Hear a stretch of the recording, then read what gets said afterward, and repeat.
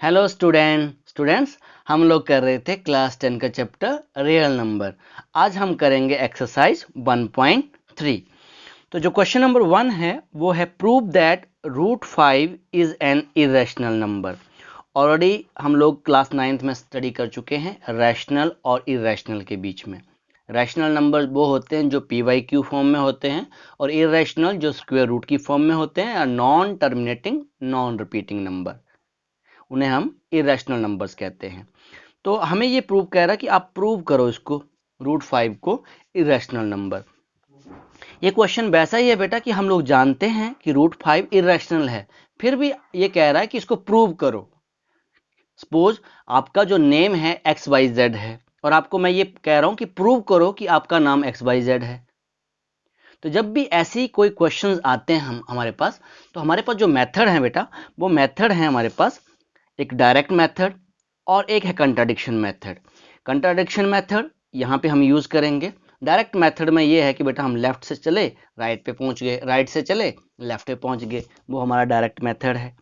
और कंट्राडिक्शन का मेथड है कि हम कंट्राडिक्ट लेके चलें, कुछ अपोजिट लेके चलें।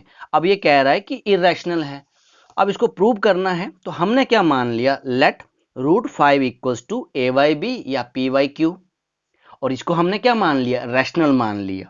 ठीक है। और where A and B are coprime, इस वर्ड के ऊपर आपने ज्यादा ध्यान देना है, को प्राइम। अब को प्राइम नंबर वो नंबर होते हैं जिनका एक ही कॉमन फैक्टर होता है। जैसे सपोज मैंने 4,5 लिया, अगर 4 के फैक्टर देखोगे तो आपके पास क्या आ गया, 1 2 4, और 5 के फैक्टर देखोगे तो 1,5। कॉमन क्या है, 1 है, मतलब ओनली 1 ही आपका कॉमन फैक्टर आना चाहिए। तो वो हमारे, उसको हमने ऐसा नंबर मान लिया, रैशनल मान लिया, और ये मान लिया वो 4/5 टाइप का है, और उसमें कोई भी कॉमन फैक्टर नहीं है 1 के सिवाय। 1 के सिवाय और कोई भी कॉमन फैक्टर नहीं आना चाहिए। तो हमें पता है बेटा इरेशनल है, पर हमने जानबूझ के इसको क्या मान लिया, रैशनल मान लिया। ये कंडीशन इंपॉर्टेंट है, where A and B are coprime. कहने का मतलब वो जो नंबर है वो इस टाइप का है, 4/5 या 5/6, इस टाइप का नंबर है वो। ओके, वो इस टाइप का नंबर नहीं है बेटा, 2/4 इस टाइप का नंबर नहीं है, क्योंकि वो सिंपलेस्ट फॉर्म है। जो पी वाई क्यू है वो इस टाइप का नंबर है, आपका 1/2 टाइप का नंबर है। हमने क्या किया, स्क्वेयरिंग, बोथ साइड दोनों तरफ स्क्वेयर कर दिया, रूट 5 का स्क्वेयर और यहाँ पे ए वाई वी का होल स्क्वेयर।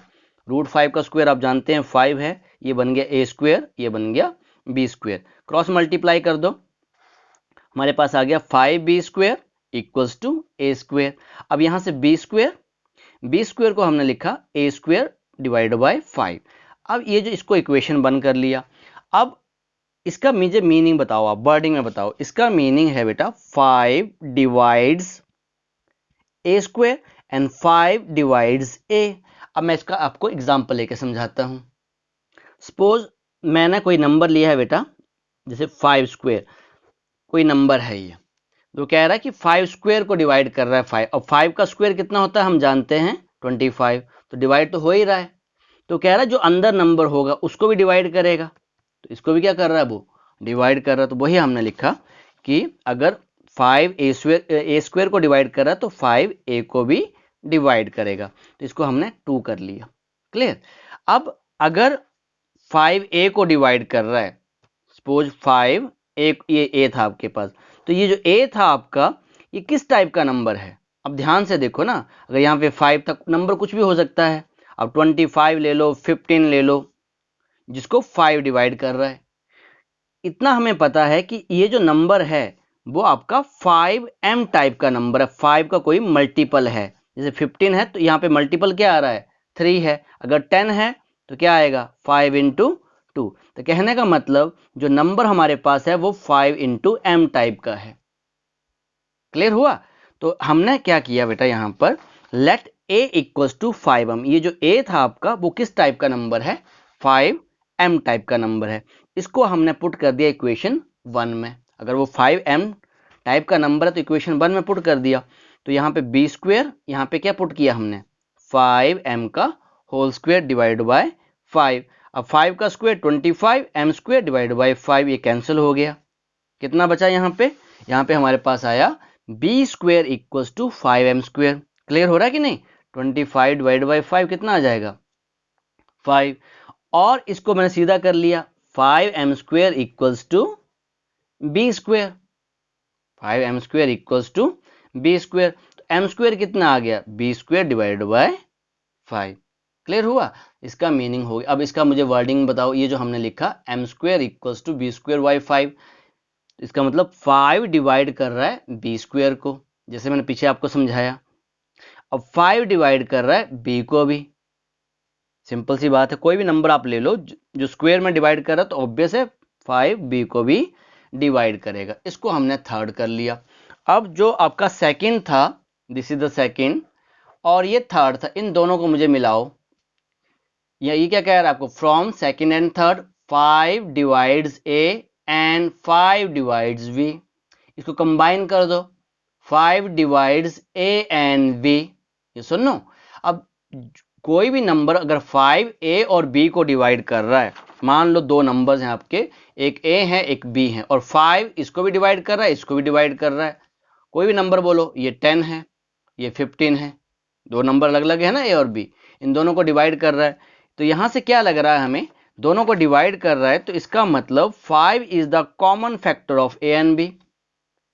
5 क्या आ गया हमारे पास, कॉमन फैक्टर आ गया a और b का। स्टार्टिंग में हमने क्या बोला था, अगर ध्यान से अगर आपको मैंने समझाया था, a एंड b आर को प्राइम, मतलब a और b में सिर्फ वन ही कॉमन फैक्टर है, वन के सिवाय और कोई कॉमन फैक्टर नहीं है। तो हमने क्या देखा यहाँ पे हमने देखा 5 is the common factor of a and b, but a and b are coprime. a और b क्या थे आपके, को प्राइम थे, which is contradiction to our supposition. हमने क्या सपोज करके चले थे कि √5 रैशनल है और a एंड b को प्राइम है, तो यहाँ तो 1 ही फैक्टर आना चाहिए था, तो 5 फैक्टर आ गया। इसका मतलब √5 क्या हमारे पास, इर्रेशनल नंबर है। ऐसे क्वेश्चन को हम लोग इस तरह कंट्राडिक्शन मेथड से सपोज करते हैं। हमने जानबूझ के क्या किया, उसको रैशनल मान लिया, कोई बात नहीं वो रैशनल है, और लास्ट में हमने कंडीशन लगा दी कि a एंड b को प्राइम होना चाहिए, और उसी कंडीशन के ऊपर चले, पर लास्ट में जाके वो कंडीशन क्या हो गई, फेल हो गई।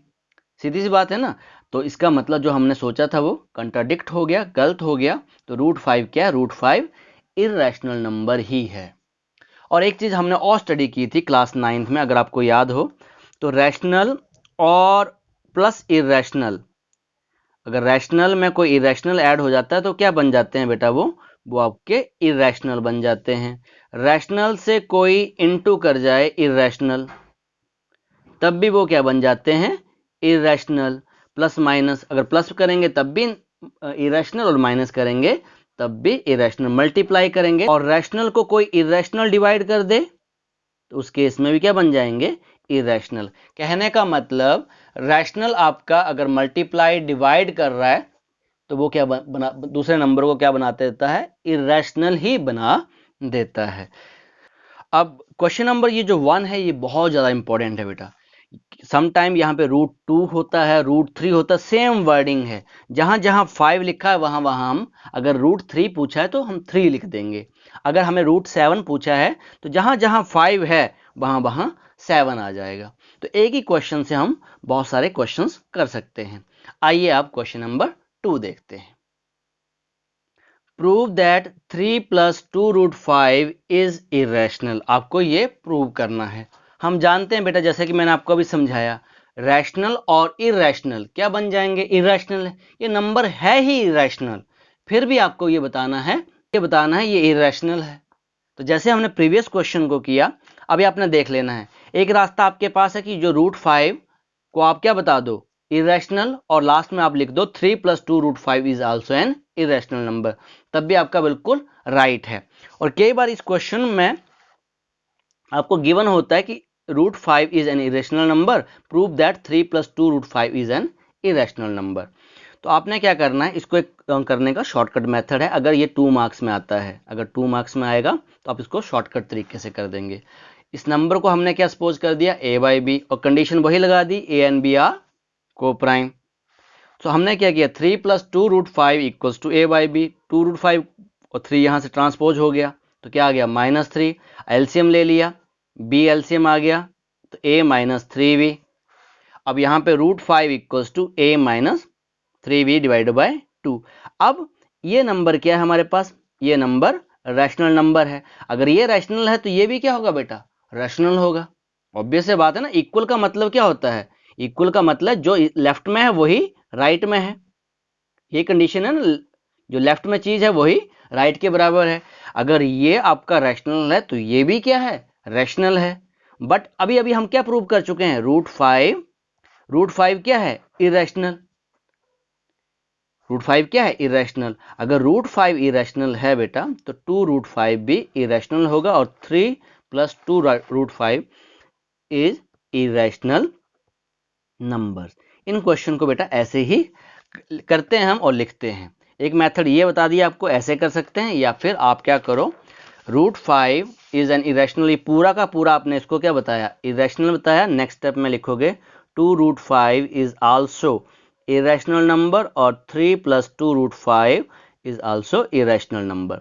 दो मेथड है। अगर ये 4 नंबर का पूछा जाता है तो आपने लॉन्ग मेथड से करना है, साथ में फिर आपने 2 रूट फाइव, बिकॉज मैंने आपको बताया अभी रैशनल की मल्टीप्लाई इरेशनल से तो इरेशनल हो जाता है, और एडिशन करें तब भी इरेशनल हो जाता है। अगर 2 मार्क्स में पूछता है फिर आपने इसको ऐसे ही करना है। क्लियर हो गया। अब question number 3, prove that the following are irrational number. अगर ये 4 मार्क्स में पूछा जाता है तो आप √2 को इरेशनल बताओ लॉन्ग मेथड से, फिर उनकी डिवीजन भी क्या होगी, इरेशनल होगी।